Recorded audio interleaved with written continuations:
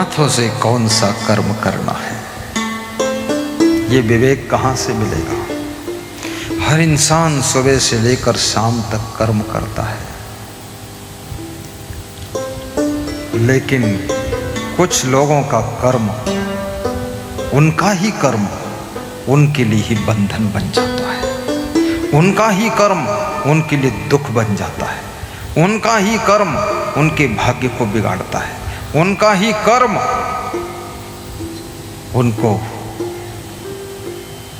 बहुत कष्ट देता है। इसलिए कर्म करना बहुत बड़ी बात नहीं है, क्या कर्म करना चाहिए ये समझना बहुत बड़ी बात है। और कुछ लोग जिनका विवेक जागृत हो गया, उनका कर्म याद रखना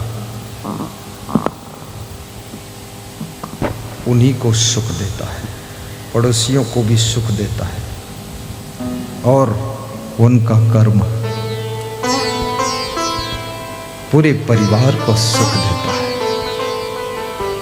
देश को सुख देता है। कर्मे प्रधान बेसुरचि राखा, जो जस करहि सो तस फल चाखा। कर्मे प्रधान बेसुरचि राखा, जो जस करहि सो तस फल चाखा।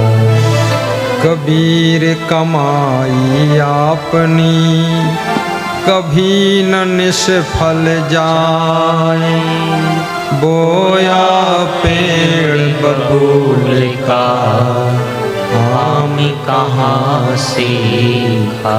कर्म का कितना बड़ा प्रभाव है, सकल पदार्थ संसार में है, लेकिन जो कर्महीन है वो नहीं पाते। चौपाई में ये नहीं लिखा कि जो भाग्यहीन है वो नहीं पाता है, कर्महीन। क्योंकि कर्म बड़ा है कि भाग्य बड़ा है। याद रखना, कुछ लोग कहते हैं भाग्य बड़ा है, भाग्य नहीं बड़ा है। क्योंकि कर्म के गर्भ से भाग्य का जन्म होता है, कर्म की कलम से भाग्य लिखा जाता है, कर्म की कुदाल से भाग्य की खेती होती है, कर्म के बादलों से ही भाग्य का पानी बरसता है, कर्म के बादलों से ही भाग्य बरसता है। भाग्य बड़ा नहीं है। तुम्हारे भाग्य की रचना भगवान नहीं करता है, तुम्हारे भाग्य की रचना तुम्हारे कर्म करते हैं। और कर्म केवल हाथों से नहीं होते हैं, आपकी वाणी से भी आपका भाग्य रचित होता है।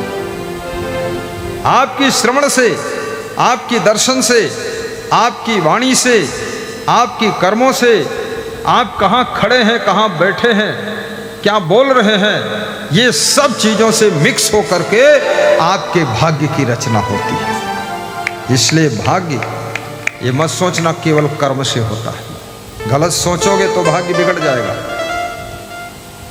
और गलत जगह खड़े होगे तो भी भाग्य बिगड़ेगा। अभी मदिरालय की दुकान पर मैं खड़ा हो जाऊं तो लोगों की आस्था डिगेगी कि नहीं डिगेगी।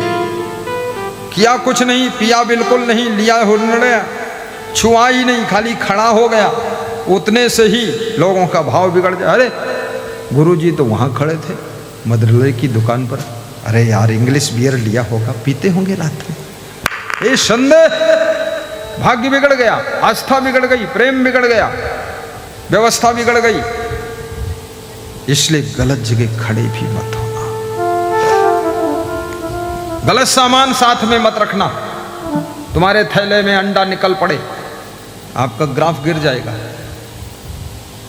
किसी के घर में एक साधु ने फ्रिज खोला, उसमें थैली भर अंडा निकला। आंगन में तुलसी का कुंडा और फ्रिज में निकला थैली भर अंडा। साधु भी दंग हो गया, अरे इसके घर भोजन कैसे करूं, ये अंडा क्यों निकला। उस दिन से वो साधु उसके घर आया ही नहीं। इसलिए साधु को भी सोचना चाहिए, सब जगह खाना भी नहीं चाहिए। कितना साधु तो मच्छंद्रनाथ है, जहाँ देखो वहीं खाने पर टूट पड़ता है। अरे कितना साधु इतना भ्रष्ट हो चुका है, होटल में भी खाने लगा। कितना साधु इतना गिर गया है, कितना गिर गया, इतना गिर गया, जितना गिर गया उतना गिर गया। तुम देख लेना कहाँ गिर गया, मैं नहीं जानता कितना गिर गया। बेईमान आदमी। सब नियम संयम तोड़ दिया है, सब शुद्धता पवित्रता छोड़ दिया है, चट्टा कहीं का मुंह बनाकर बैठता है। अरे साधु, एक दिन भोजन नहीं मिलेगा तो क्या फर्क पड़ेगा, क्यों नहीं मिलेगा? मैं 12 महीने यात्रा करता हूं, ऐसा कभी हुआ ही नहीं कि कुछ मिले ही ना। क्यों नहीं मिलेगा? चींटी को भी मिलता है, चिड़िया को मिलता है, सांप को मिलता है, मेढक को मिलता है। तू क्या चींटी से गिरा गुजरा हो गया? कैसे तेरा भाग्य इतना बिगड़ा, तेरे को मिला क्यों नहीं? खुराफाती आदमी होगा तभी तो नहीं मिला। इसलिए साधु को कभी होटल में नहीं खाना चाहिए। जो होटल में चला गया फिर समझ लेना धीरे धीरे बोतल में भी जाएगा और धीरे धीरे टोटल में जाएगा, वेश्यालय भी पहुंच जाएगा, चट्टा। साधु महात्मा को बहुत टाइट एंड राइट रहना चाहिए। हाँ, क्योंकि भगवान नहीं मिला किसी को, लेकिन साधु मिल गया तो भगवान से कम नहीं है। ये साधु, साधु उसका नाम है जहां भगवान भी नमन करता है, भगवान भी दंडवत करता है, वो साधु होता है। इसलिए साधु, साधु का भेष बनाकर गलत फलत काम मत करो। एक अमेरिका का भक्त आया, जगदीश भाई पटेल और राम रहीम को बोल रहा था, इसको कौन बोला था साधु बनो? बहुत गुस्सा था वो। मेरे साथ 5 दिन रहा, मध्य प्रदेश में टहलने जाता था सुबह सुबह। मेरे से बोला, इसको कौन बोला था साधु बनो, क्यों बना साधु? वास्तव में साधु सोच समझ कर बोलो। साधु बनना अच्छी बात है, बनना चाहिए, साधु होना चाहिए। लेकिन कबीर साहब कहते हैं, साधु होना चाहिए पक्का होकर खेल, कच्चा सरसों पेर के खरी भया ना तेल। और साध्वी को साधु से दूर रहना चाहिए। ये समस्त छत्तीसगढ़ की साध्वियों को संदेश दे रहा हूं, पुरुष साधु से दूर रहो। ये पुरुष साधु पैंट शर्ट वाले गृहस्थ से ज्यादा खतरनाक है। इससे दूर रहो, इसको देखो मत, ये बब्बर शेर है। ए साधु और पुरुष साधुओं को साध्वी से दूर रहना चाहिए। ये रंगीन साड़ी वाले से ज्यादा सफेद धोती वाली साध्वी से खतरा है, क्योंकि तेरी चूड़ियां मेरा चिमटा एक साथ खनकाऊंगी। चरित्रवान बनना है साधु और साध्वी को, ऐसे पंचर टायर लेकर नहीं घूमना।